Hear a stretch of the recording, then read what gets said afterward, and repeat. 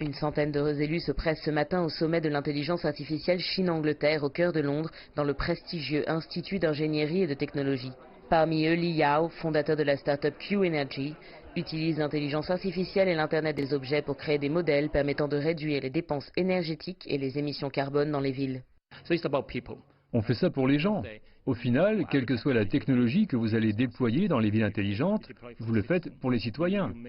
Vous leur rendez la vie plus facile, plus pratique et plus sûre. Vous réduisez les émissions de carbone, améliorez l'efficacité et réduisez les coûts pour les clients. DBIS, le département des affaires, de l'énergie et de la stratégie industrielle, a annoncé hier que Q Energy avait remporté un appel d'offres sur l'énergie intelligente de 1,8 million de livres.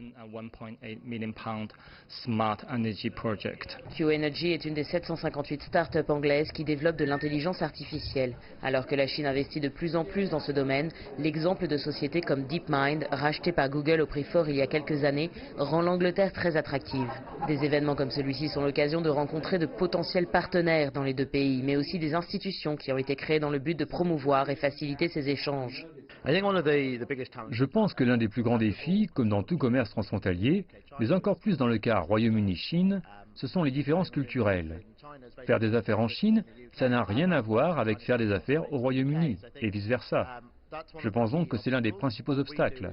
Ce que nous faisons, c'est que nous travaillons avec nos membres pour les aider à comprendre comment naviguer dans ces nouveaux territoires en les mettant en contact avec des experts sur le terrain en Chine. Les challenges qui entourent la collaboration entre le Royaume-Uni et la Chine, mais aussi le futur de l'intelligence artificielle, étaient au cœur des débats, avec des sujets aussi variés que les applications militaires, le cadre législatif et l'éthique. Pour Ariel, consultant doté d'une longue expertise dans ce domaine, chaque nouveau projet apporte son lot de surprises et de leçons.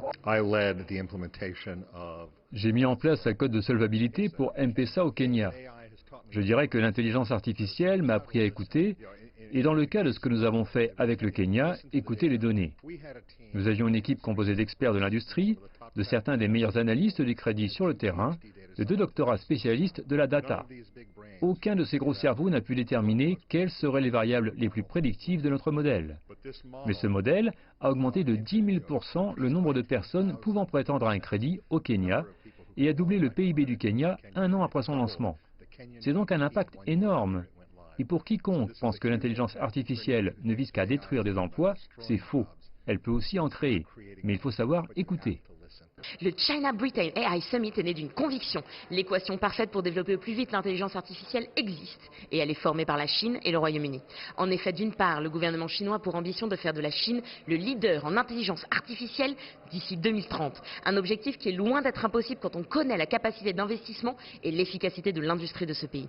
Des entreprises comme Alibaba et Baidu ont d'ores et déjà investi des milliards de dollars dans la recherche et le développement sur ce secteur.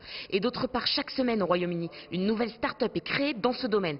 Il y a donc dans ce pays une manne de talents et de cerveaux qui n'attendent qu'une chose, qu'on leur donne les moyens de leurs ambitions. À l'heure du Brexit, ces entreprises se tournent donc vers la Chine pour collaborer et progresser à grands pas dans cette course au progrès. Floriane Virgile, Londres, CGTN.